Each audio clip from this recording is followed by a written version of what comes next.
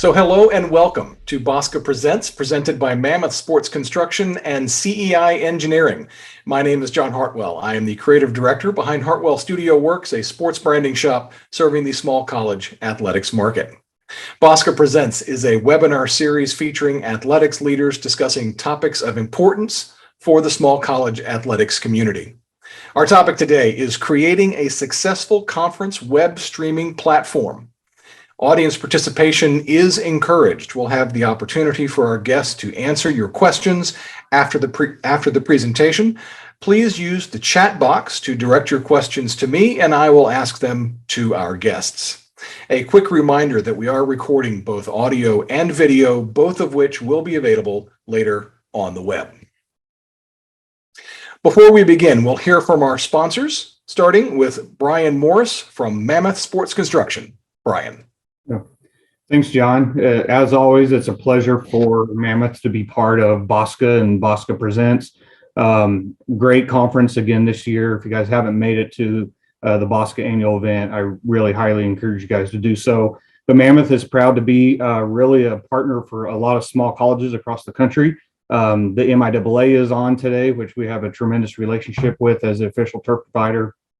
But something that we're doing a lot of work with right now with small colleges is master planning. So we have a number of master plans going on right now. If that's something that you guys think could be beneficial to you and your program as a leader, as an administrator, let us know. We would love to send our crews out to help you guys along that route. But again, thank you for the opportunity to sponsor, and turn it back over to you, John. Thanks so much, Brian. And we will hear next from Jeff Brazee from Cei Engineering. Jeff. Thank you very much. As usual, I come from the road. We do a lot of work out here and getting a lot of fields done. I'm in Southeast Texas today, just wrapping up a new stadium, turf and track for a place called Silsbee. So we're grateful to also have a chance to be with you today. And as Brian said, we always back them up. They are our design build partner, and we really want to let you guys know that this resource we have is available. Brian brought up that master planning part, and I would highly encourage anyone, if you just even have a dream or a thought or whatever, get with Brian or get with myself and let us see what we can draw up. It really helps raise money. It really helps paint the vision. It really helps get the ball rolling, and that's what it's meant to do. Most of that can be done at very low price and sometimes not even any cost at all. So yeah, we'd love to do that. From the civil engineering side of things, we love to be on jobs. We get into the weeds, we get into the dirt, we get into the water, we get into those foundations, sometimes the things that aren't so pretty, but it's what makes sure your money's going to go as far as possible and last as long as possible. So, together we again love to serve you guys. And from Cei Engineering, again, grateful that we can be part of BOSCA, grateful we can continue to support this organization and everything you do. Let us know what we can do for you. Thank you so much, Brian and Jeff, and thanks again to Mammoth Sports Construction and Cei Engineering for their support of BOSCA Presents. To get us started, please welcome our moderator for today's conversation, the founder of the Business of Small College Athletics, Jim Abbott. Jim.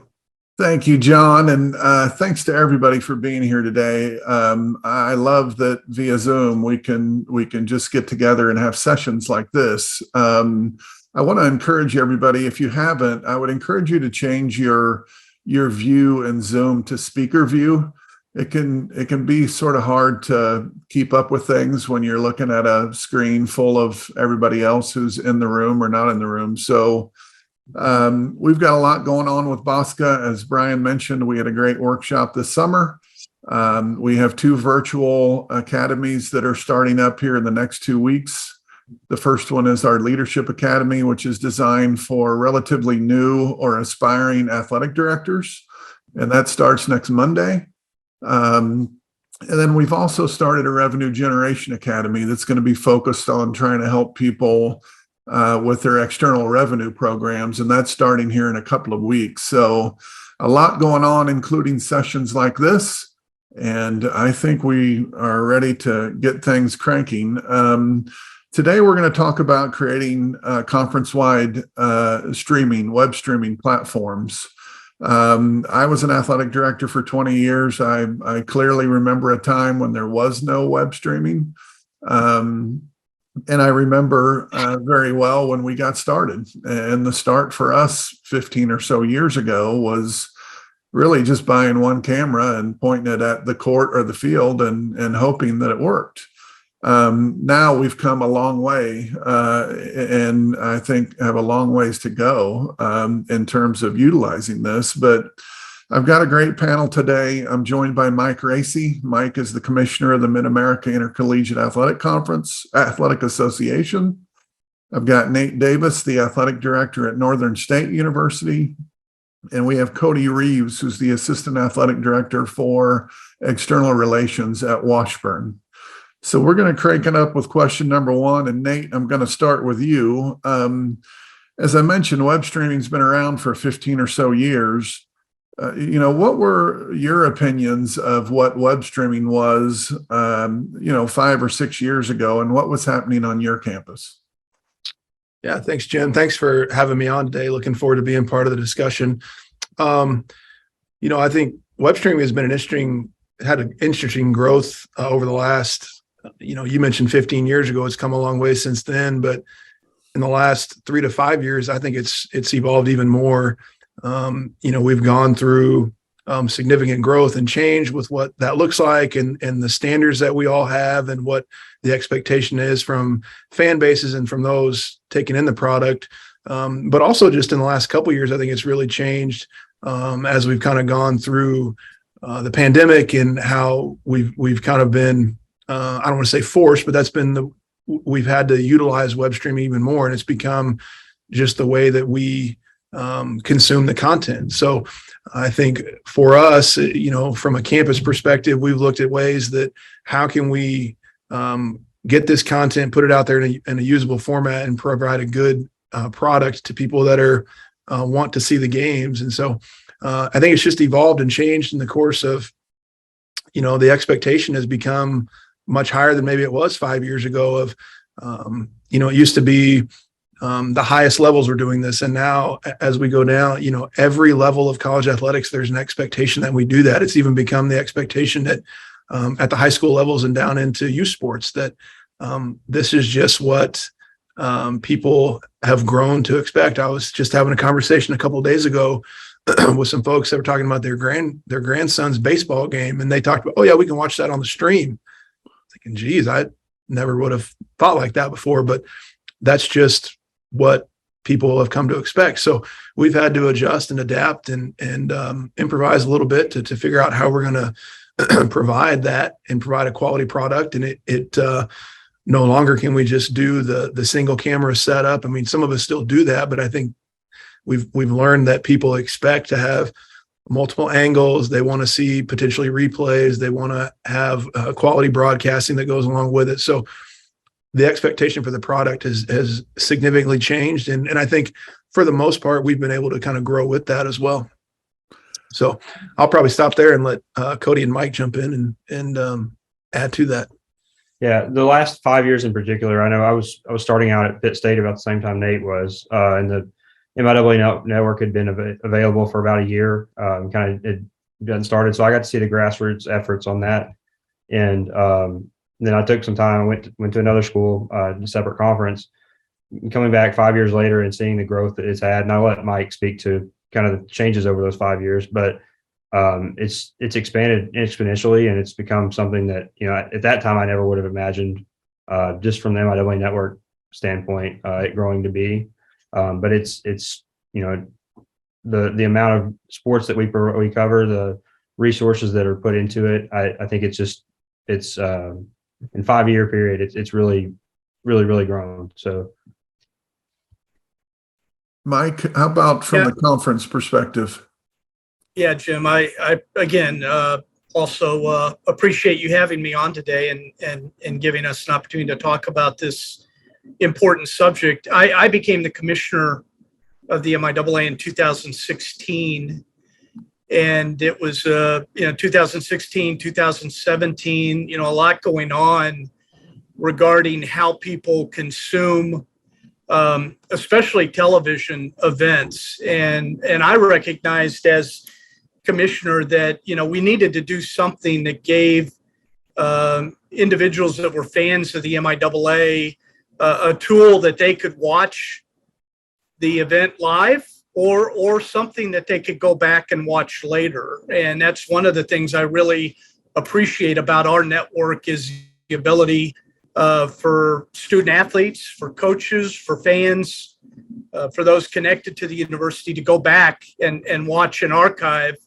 of the broadcast. And so just being able to deliver something through video streaming that allows someone to choose when they want to watch that event on our campus. The other thing I certainly support as a commissioner, the idea of finding new sources of revenue for the conference office and for our member institutions. And certainly we view our network as a conference platform to tell our story, but maybe even more important than that, a conference platform for us to generate revenue from conference championships that helps fund the conference events and stays with the conference office, and revenue from regular season broadcasts that we distribute back to the member schools. So certainly web streaming and video on demand are key resources for our conference and member institutions, and it continues to grow. So, Mike, I'm going to assume that when you started 6 years ago, it was sort of every member for themselves. Some did every sport, some did a few sports. Is that a correct assumption? Somewhat. We had a video stream presence and actually a pay-per-view presence as it related to football and maybe even men's and women's basketball when I became commissioner. We were working, I think, at the time with Stretch as a exclusive provider for video streaming for our member institutions and limited conference events. But Dr. Bob Boerichter, he left this as kind of my first big project, was to figure out what we wanted to do moving forward. And it was the summer of 2017, I think, that we created the MIAA network. We assigned an exclusive agreement with Blue Frame Technology that has since been bought by Huddle. But we wanted to work with Blue Frame. We wanted to create a network. And we agreed as a conference when we did that, Jim, we basically embraced a hybrid approach. We agreed that we would continue to have some of our events that would live behind a paywall and other sports that we offered for free, or other events on campus like coaches shows or press conferences that were offered for free. MIAA Media Day offered for free. So the first 3 years I was commissioner, we had this hybrid model, Jim, where we did 3 or 4 sports behind the paywall, everything else for free, to try and really test the waters and also to continue to promote and market the conference. And then it was this past year, Jim, in 21-22, that we took the final step, and everything now for the MIAA and our network is behind the paywall.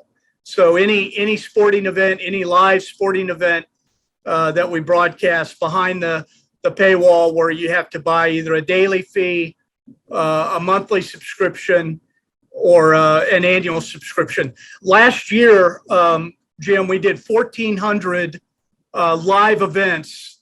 live sporting events on the MIAA network. And I think I saw a stat that the Pac-12 had done 800 live sporting events on their network. Now, granted, a lot of their football and basketball is on network television, but there's still a lot of Olympic sports, a lot of other sports that they do on their network. And so it gives you some idea of how busy our campuses were in producing and broadcasting live sporting events last year behind the MIAA paywall. Wow, that's amazing. Now, so Nate, I'm going to throw it over to you. Do you remember, as those conversations sort of first came about, some of the pros and cons that were discussed in terms of a conference-wide platform? Yeah. I remember being part of some of those conversations, and those probably happened probably more at the, athletic director and with Mike and his team. But I think, there's always the concern as you start to develop this conference-wide network concept. There's always the concerns of how does everybody manage that? How does everybody live up to a consistent standard? How do we make sure that, schools 1 through 14 or however many you have in your league, how are we providing a product and a broadcast, and then not only is it all consistent from broadcast to broadcast, but then from the conference office perspective, like they have to try and manage that. So there's a lot that goes into that, and you've got to. I mean, I remember that being a big task for some of the folks in the conference office, trying to kind of sit almost like in a control center and watching all these different broadcasts and trying to look at those things and understand what's going on and then troubleshoot the problems. So I think those were some of the challenges, some of the discussions that were ongoing in terms of what does it look like from a conference-wide perspective. I think some of the pros that go with that is obviously you build your brand. I mean, it's if you have the MIAA network, for example,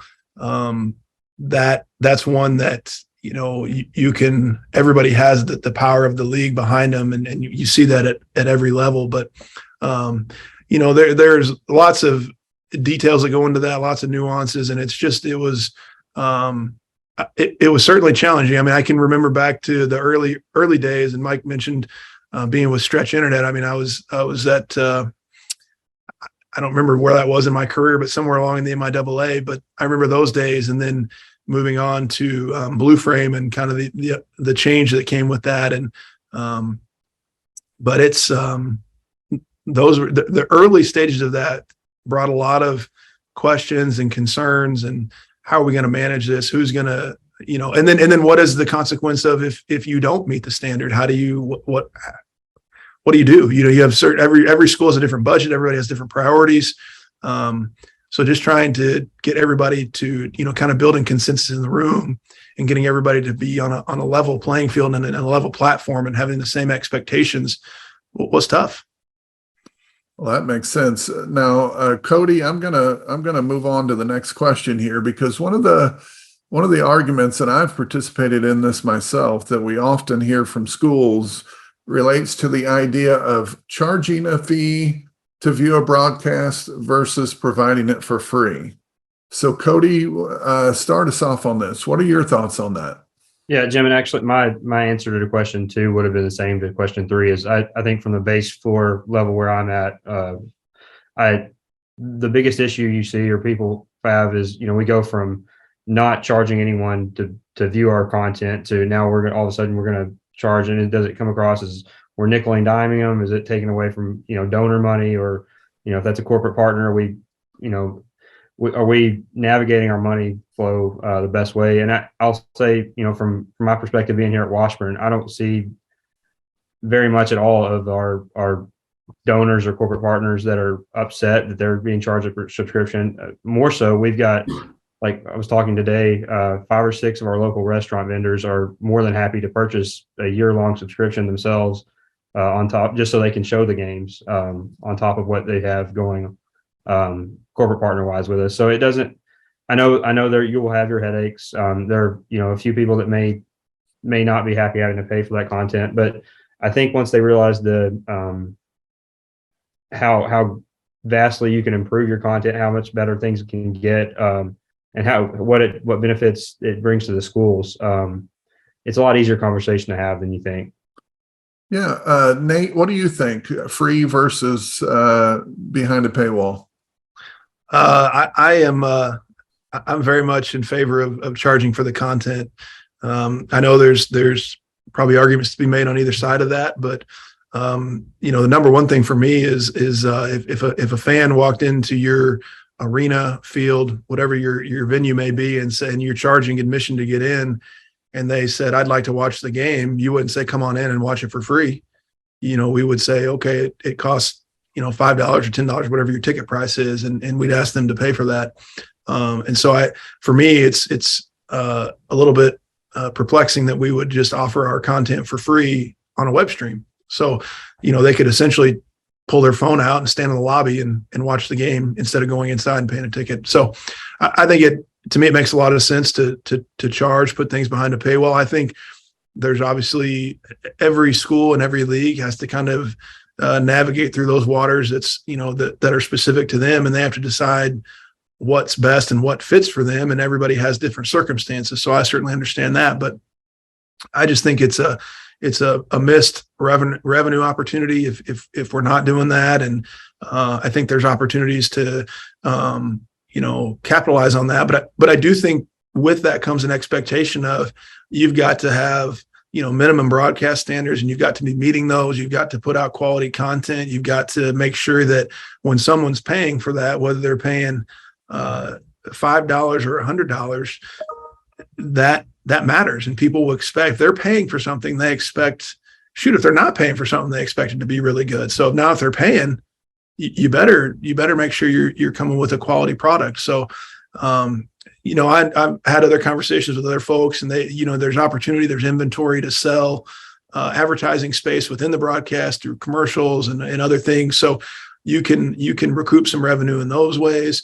I understand that some friends and colleagues of mine have setups where they have like an outside third party that's doing their broadcast. It's a great setup, and those folks kind of they make that revenue, but then there's not an expense on the school's side to produce the content and put the production together. So again, there's lots of different pieces to that, but for me, in the places that I've been and am now currently, I just think it's to me, it makes sense to charge for your content. And that's something that, we're discussing currently in the NSIC of, we don't have a pay-per-view model right now. And I think that's something that's been discussed previously. Obviously I wasn't here for those conversations, but I'm looking forward to being part of that going forward, and how that best fits. Like I said a minute ago, it's got to fit your league. It's got to fit your markets. And those are conversations that everybody's going to have individually. But, my opinion is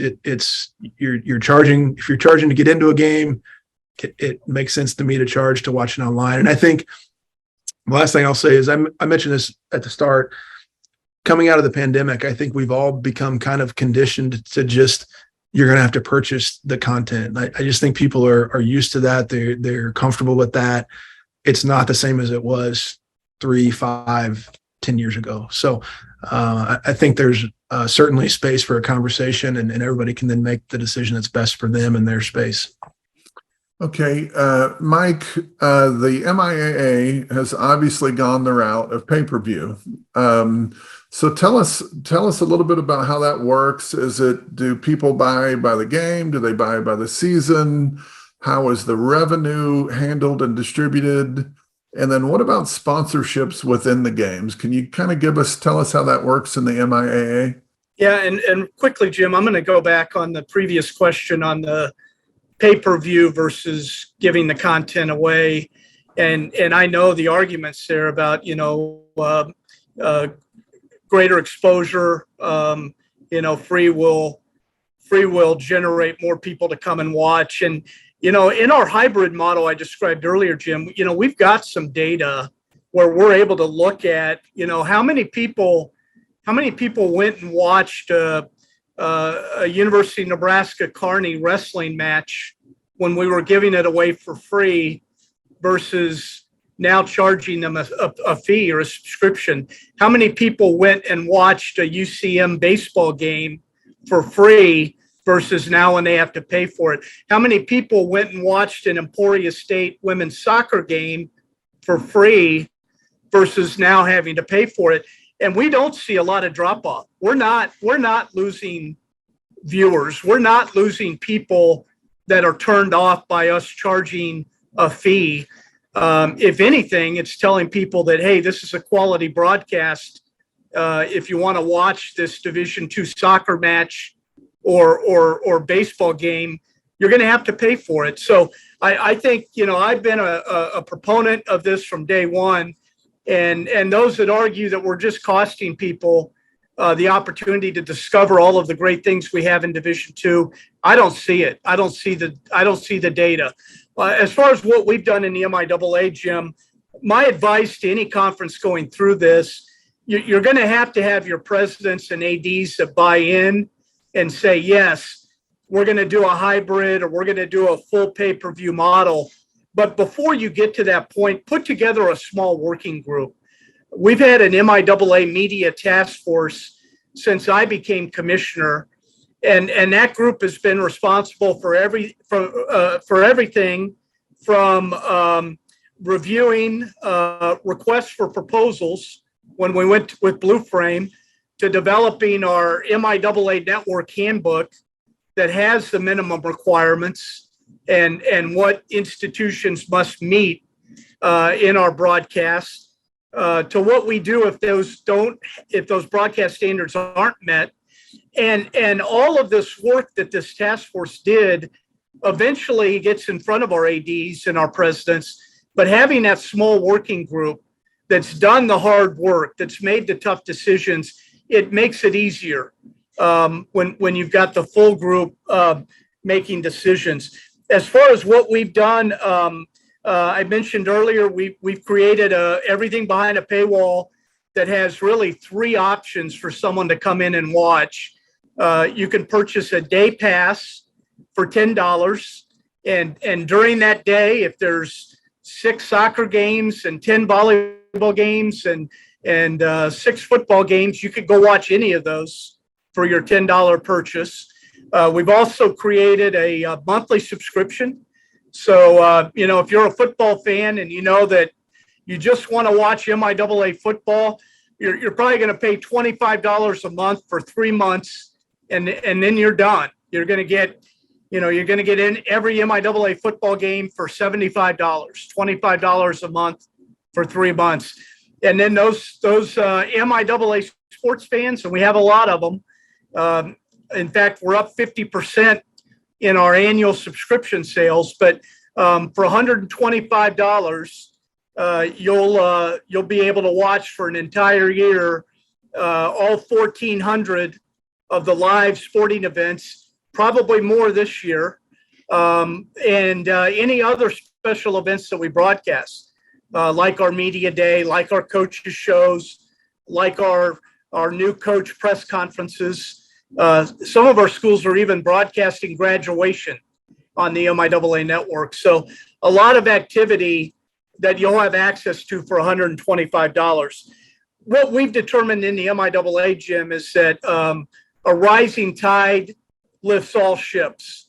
So when it comes time for us to distribute the revenue, we have a formula that's going to really treat all of the revenue into the conference office in 2 different pots. The first half of our revenue is shared equally. So no matter how many games you broadcast, no matter how many of your fans are coming in to watch, every school, all 14 of our member institutions are going to get an equal share of the first half of the revenue. And then the second half of the revenue is going to be based on who those people are and what schools they're affiliated with. When you sign up for a day pass, a monthly pass, or an annual subscription, you have to identify what school you're with. And we use that to determine that second half of the pot, how each school will share that money. So if Northwest Missouri State has 25% of the fans coming to our network, that second half of the annual revenue, Northwest Missouri State's going to get a quarter of it. And so we have both of those philosophies as part of our revenue formula. Mike, I'm going to stick with you for just 1 second because I understand that in terms of viewers, but what about sponsors within the broadcast? Is that something the conference handles, or do schools have some autonomy with that? So we've got 2 options. One is that our partners at Now Huddle, used to be Blue Frame, have a number of regional and national advertisers that are available for a school to use during a broadcast. They're able to cue in some of these ads, and get not a lot of money, but they're generating revenue every time they hit one of those national or regional ads. If a school has their own supply of ads that they've sold or ads that they're giving to sponsors as part of a bigger sponsorship, then the institution has the opportunity throughout the entire broadcast to fire in those ads that they've sold to local businesses or other sponsors. And some of our schools are doing both. Some of our schools during the first and second quarter of a football game are using their local ads. And then at halftime, they're firing in some of these regional or national ads that Blue Frame provides. Okay. Nate, you want to expand on that from the conference standpoint? Or the campus standpoint, I should say. Yeah. We would do, you're talking about the advertising piece and like in the broadcast. Yeah. Yeah. So during my time at Pittsburgh State, we would kind of use that inventory a couple of different ways. And it's very similar to what Mike was saying, but we would utilize that in like sponsorship packages for local businesses and try to either, entice the business, it could be an add-on for the business to make it worth their while for the sponsorship. It could be something to escalate the deal and maybe get a little bit more revenue from that perspective. But the other thing we would do is we would utilize those sometimes to just promote the campus or things going on within the department or other areas on campus. We had other events happening. Could have been something with fine arts. It could have been another athletic event. Could it be, homecoming that's coming up, anything like that. So we would try to get creative in how we utilize that inventory, whether it was to generate revenue with, corporate partners and sponsors, or if it was just to promote things that we had going on, within the campus or within the department. One thing I'll throw out there, just for thought, as people may be considering these things, is there is a school of thought out there that maybe it makes sense to, and there'd be some coordination with this, but if Pittsburgh State were playing Washburn and Pittsburgh State is at Washburn, then it would make sense for, the commercials on Washburn's broadcast then be the Pittsburgh State commercials, because in theory the viewers would probably be from Pittsburgh. They're not going to travel to the game, so to speak. So I don't know that that's ever gotten much traction or made much progress, but there is that discussion that's kind of hanging out there of how to navigate that, how to coordinate that. So, but yeah, overall, lots of flexibility, lots of different ways to utilize that inventory. Yeah, that's great. Cody, what can you add? Yeah, and kind of to Nate's point there, I've found that the best partners to do commercial space or advertise on those streams are usually your food or hotel partners, the ones that are being hit with those people as they influx into your town. It's a great, like our hotel partners love it because it's a way they can showcase their commercials to people that potentially could be coming at any point during the year for another athletic event. Same thing with the food partners. So I've found that really that's great inventory, and it's not just like you've got spaces during your timeouts to play commercial spots, but you can find excess inventory with a digital platform like this. It's very easy to create inventory as you go. You're not strapped for just, I've got these 15 spots to fill and then I'm done. You can kind of find ways to tie other vendors in as well. Cody, I'm going to assume that in addition to sort of those natural commercial breaks, that you do some live stuff, some starting lineups presented by this person, halftime stats. Exactly. Yep. I know Johnny's Tavern here, they were very interested because they show all of our home events live at their venue. They wanted just a little score bug thing at the top of the space at the top of the stream, just so people that were in there would see Johnny's Tavern's logo throughout the game. But as many things as you can do, starting lineups, or if you have player graphics throughout the game, just stat graphics, having a logo or finding a way to tie those in. I think it makes it look better, honestly, too, to have it sponsored. Yeah, and I love the versatility. I love the fact that you can use the national sponsors that come through the provider or sell them yourselves. And I would say most people that use Blue Frame as well. Blue Frame's a great resource to be able to tie those in. Yeah. Jim, I'll add one other idea that's really popular in football. A lot of our institutions are tapping into the radio broadcast as the audio for what we're putting over the MIAA network. And many of our schools are using that 30 minutes before kickoff to actually go live on the MIAA network with that radio pregame. And, those local radio stations now understand that they are increasing the number of people that are having exposure to the ads that they're going out to sell. So it's a great opportunity for an institution to work with your radio partner to help them understand the value added if you're going to tap into their pregame before kickoff of a football game. That's great. Our next question, when we got started in this, the standards for a broadcast were just all over the board. I mean, it was likely that a 19-year-old might be the broadcaster, and he or she might make a comment about the officials or something, or the camera wouldn't follow the action. And so, Nate, I'm going to start with you on this one. What are some of the standards and broadcast expectations that have been created? And were there any issues with schools meeting those standards? Yeah. I think I would say that, are there any issues with meeting the standards? I would say, yeah, there probably are. And that's probably not intentional. It's just, we're all, we have limited resources and we have limited availability and that's resources in terms of equipment, resources in terms of personnel, and lots of other things as well. So I think we've tried to know in the NSIC, we do have broadcast standards and broadcast minimums of what our expectations are. And I think for the most part, schools do a pretty good job of meeting those. I know we're really fortunate in Northern. We've got some folks on campus that help us a lot and come over and kind of help manage the broadcast. And then we have some students that get in there and help as well.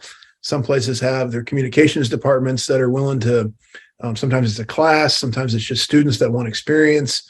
So there's a lot of different ways to kind of staff that operation, but it can be a challenge to get everybody to be able to meet the minimum standard. But I think you should have to understand that if you're starting a conference network, or if you're kind of building this, just understand it can be a slow build, and you got to give people some time and some grace to get there.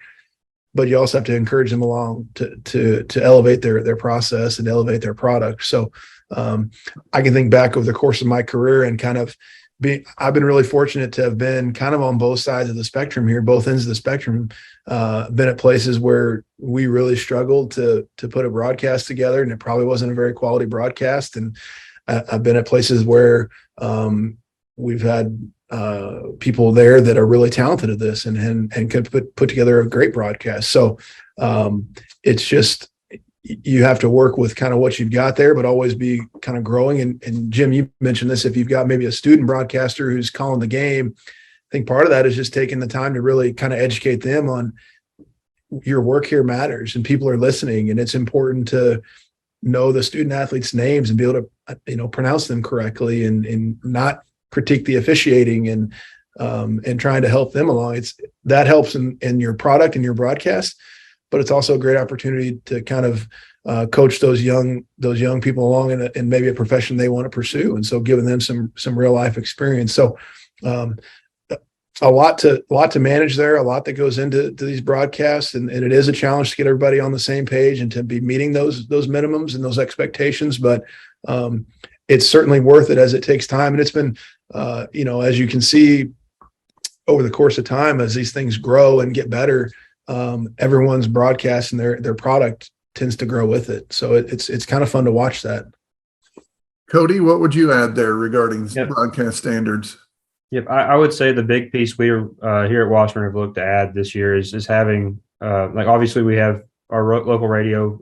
They do our men's and women's basketball as well as football broadcast, and we implement that through the stream. But trying to, for those lower level sports, or the sports that you often don't have the a voiceover talking, trying to get a broadcast for those. So far this year we've had soccer and volleyball games, and we found a local person that was able to do that. Sometimes, as Nate said, maybe it's a student, maybe it's somebody that's got aspirations of doing that at a higher level, and it's giving them an opportunity. But you don't realize how much that brings to a broadcast until you're sitting there in complete radio silence. And I think that's going over very well. And I think one of the things that our conference has done, as far as standards go, we've got like say soccer, you can have an X number of cameras set up, or you can have a lower number of cameras plus having that audio feed. And it shows just being able to weigh those options, but just the value that brings. Mike, from the conference perspective, in terms of standards, what would you add? Well, as I mentioned, we've had our MIAA network task force in place for a number of years, and this is really their responsibility, and it's evolved with time, like Nate said. And to Cody's point, the standards that we've landed on in our full pay-per-view model really provides some flexibility to each of our schools. Recognizing that some of our schools do baseball games with 5 cameras. Some of our schools do a baseball game with a camera from the press box. And so how do we ensure that each of those venues is offering a quality type broadcast that people are willing to pay for and people are enjoying watching? So, that press box view, you're only going to be able to do that if you've got a play-by-play, dedicated play-by-play for that particular game. So you're enhancing what folks are able to watch with actually also hearing the action described by an announcer. But we've had these in place. We do have, we take these to our presidents every year, and you've got to have presidents buy in, and presidents are willing to talk about this and put these standards in place and hold people to these standards if there's revenue that's tied to it. And, we've had no problem showing our presidents the growth of the network, the growth in revenue. And, every school right now, this is meaningful revenue distribution. It happens every summer. And if an institution isn't meeting one of the broadcast standards for a particular sport, they're first warned about it. The second warning will start to initiate fines, and it slowly ramps up. And we've been supported by athletic directors and presidents in enforcing this. The fines are deducted from the distributions that take place at the end of the year. So, it's a system that we have to manage and monitor from the conference office, but it's well worth it.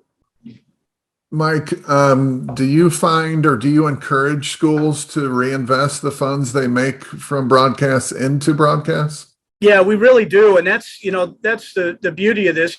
It's not required, but, at the end of the day, when we were going through a discussion about our formula that I described earlier, we've got schools in our conference that could go out and generate a lot more money if they did video streaming on their own and kept all the revenue to themselves.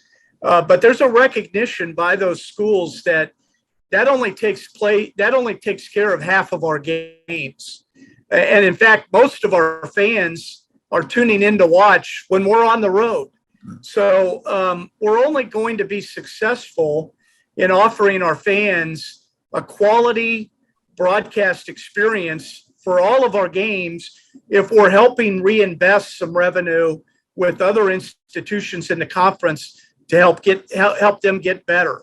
And that's why we have half of our revenue every year is equally shared with every school in the conference.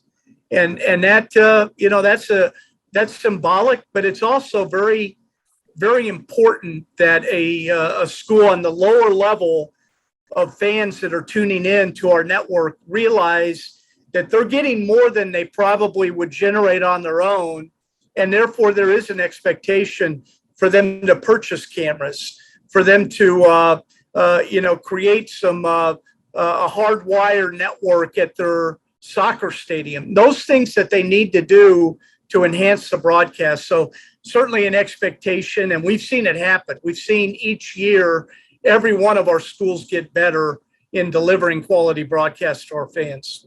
Okay.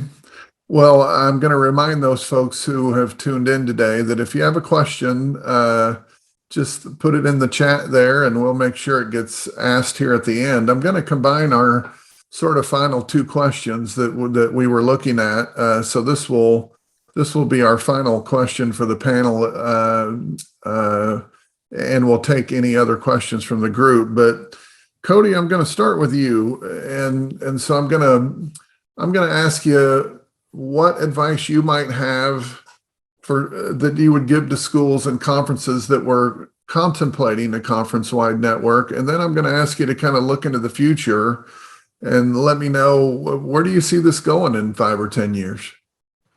Yep. And Jim, we met at BOSCA convention and had a group kind of focused on this area. The one thing that seemed to be the recurring theme was that there were a lot of people that had interest but weren't sure how to go about it. They weren't sure how to go against their preconceived notions of why they couldn't do it to get around to that point. And I think the keys to that are being open-minded and realizing, as Nate said earlier, that it takes time. There's a process towards getting this done, and also realizing that buy-in starts at the top. And Mike has made this note very clear, but he was very open-minded in his thinking once he got the position, and has had discussions with ADs and presidents and made sure everybody at the top level have been on board. And I think that's the key to really getting something established and creating a well-run machine. As far as the next 5 to 10 years, I'm sure, we aren't the only conference at our level that have tried something of this extent. So I'd hope to say that across the board, there's opportunity for even the smaller conferences that may not have anything in place now to find a way to utilize this as a revenue stream and a way to really engage their fans better. Nate, how about you? Yeah, I would agree with what Cody's sharing there. I think, in terms of those that may have an interest in building it, I think you've got to really evaluate the markets within your conference and understand each school and how that impacts them within their communities, and just kind of really evaluate overall, what does this look like for your league and how does this impact each school within your league. And I think kind of taking the approach, Mike outlined this earlier, but if it's something you want to move forward with, determine some type of model that is attainable and sustainable for you, and start small, and it can be a hybrid version, and then grow that from there as you move forward. But I think with anything, these things take a little time, and so I would not.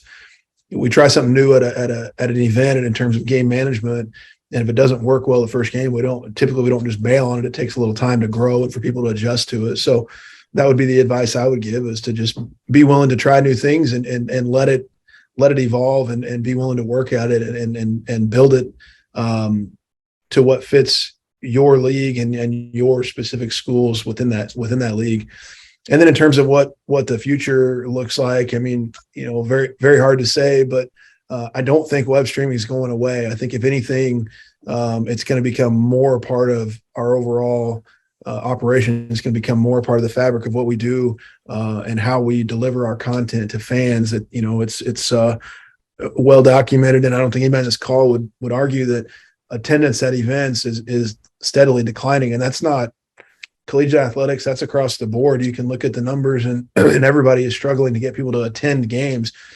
Part of that's we all have a lot more activities, a lot more events to be involved with, and so if there's a chance to go to maybe your child's youth sports event, and you can catch a game on your phone while you're there, I think we're going to see more and more of that, and not less of that. So I think as this grows, as everything evolves, I think it's going to become more a part of what we do, more of an expectation.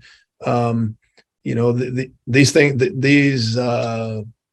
this is not going to move backwards. It's just going to continue to go forward, and we got to kind of evolve with it and be prepared to, change and meet the demands of our fan bases. Mike, how about you? Certainly, I'd emphasize what Nate just said about, if you're going to jump into this, think about starting small and incrementally growing. And a hybrid model is a great way to start. Offer a couple of sports behind a paywall, everything else for free, or offer a couple championships behind a paywall, and see how it goes and build from there. If you're going to develop a conference network, I also suggest that you spend some time thinking about how that's reflected or represented in your conference constitution or operating bylaws. We hear a lot about grant of rights at the Division I level. Well, it exists in Division II and Division III as well. If you're going to have a conference network and all of the membership is agreed that our media rights are going to rest with the conference can take those out for proposals, and that we'll all agree to share this revenue with whatever formula we develop. You need a strong grant of rights provision in your constitution to help protect the conference, help protect member institutions with whatever media partner you end up going with. And then that's the last thing I'll note, Jim, just words of advice. As a conference, don't undersell the value of your network. Over the last 5 years, we've been approached by a number of media companies that have wanted to purchase and take over the rights of the MIAA. And we've felt, as we've evaluated all of that, number one, we felt that they've significantly undervalued the worth of our network and the type of revenue we can generate for our member schools. The second thing is we felt that there's value in, as a conference, us continuing to control these decisions about minimum broadcast standards, what sports we're broadcasting, all of the things that are in our policies and procedures document, controlling that at the conference office instead of giving that away to a media entity. So my advice on if you jump in this water, be careful about who you visit with, who you talk to, and what you do with the media rights that you have as a conference. Where are we going? I think, to me, it's an exciting time to be in Division II, to be in Division III, to be in the NAIA, and offering, I think, what the general public understands is really traditional intercollegiate athletics competition. Student athletes that are competing at the highest level and doing it for many reasons, but also love of sport, love of the game, love of their school, love of community. So it's a great time to be a part of this. I think we're going to see more and more content that institutions are going to develop that provide a behind the scenes look at their intercollegiate athletic programs. And that, to me, is the future of networks that exists at the D2, D3, NAI levels, is being able to tell the stories about our student athletes, the stories about our schools, the stories about our communities, doing those features, doing those things that our communication directors on campus are doing every day, and letting some of those things live on the network to provide even additional value for those people that are buying subscriptions to be part of your platform. I also think that a transaction like we just saw with Huddle purchasing Blueframe, a traditional streaming service, Huddle in the technology business and providing all sorts of services and all types of sports for high schools and colleges. I think those two companies coming together and what that means from a technology standpoint and a delivery standpoint, I think it's going to be remarkable over the next 2 years to see what happens there. So those are a few things that I think we'll see in the next couple of years. That's excellent. John Hartwell, I know we have at least one question. We do. Mike, this is for you. Your conference has a large football following. What percentage of your revenue is based off of football? Is that a big factor in your revenue? And for conferences without a strong football membership or those without football, what sort of revenue could be expected? Yeah, I think we do have a large football following. We also have a large basketball following. We have a large volleyball following. So we have not seen what I think some people perceive as a dominance of our revenue being generated by just football. We sell a lot of annual subscriptions, and those are people that want to watch winter sports and spring sports. We also see a number of our monthly subscribers that are just renewing from month to month. And one of the things I didn't mention is that as we move to a pay-per-view model, we told our schools if you're gonna broadcast a game, it's going to be behind the paywall. But last year, the only sports that were required to be broadcast were football, volleyball, and men's and women's basketball. Everything else was optional. This year, we've added women's soccer and baseball and softball. And we think that requiring every institution to broadcast all three of those sports, every home contest, is going to continue to increase revenue. So yeah, I would estimate probably about 25% last year of our revenue was tied to football. And I think that's going to decrease with us adding women's soccer, baseball, and softball as required sports broadcasts for all of our schools. That's excellent. As we near the top of the hour, we're all looking for ways to tell our story. And most all of us are all looking for a way to generate some more revenue to support our efforts. And so I agree with what the panel has said in terms of web streaming is more the norm now. It's kind of the expectation. And there's an opportunity there to really do it well and take advantage of it.